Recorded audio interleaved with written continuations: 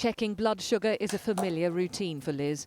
A type 1 diabetic for 50 years. It was only a decade ago she got a week of intensive training in how to manage her condition. Oh dear, that's a bit high.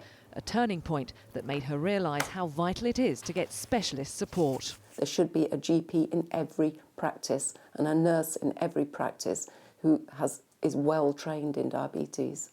I'm terribly lucky to have my annual training updates from the hospital I attend, but I just cry when I see what some people get or don't get. It's just not fair. Today, the Commons Public Accounts Committee has warned the cost of diabetes will continue to rise because there's poor support for patients in many parts of England. Also, a shortage of the specialist staff the NHS needs to treat them. Plus, not enough prevention work is being done to stop people becoming diabetic.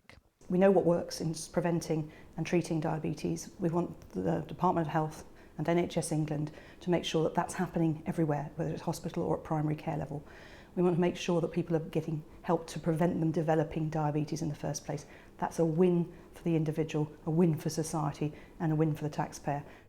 The report also reveals that very few new patients are taking up the education being offered to them. It's a lot to take in, and also the things that we're asking people to do are really hard things to do. So losing weight and exercise more if you have type 2 diabetes is often going against all the what everyone around you might be doing, and so people need a lot of support and help to be able to do that. Nowadays, many diabetics get that support from each other through online forums and websites. And we all learn from it.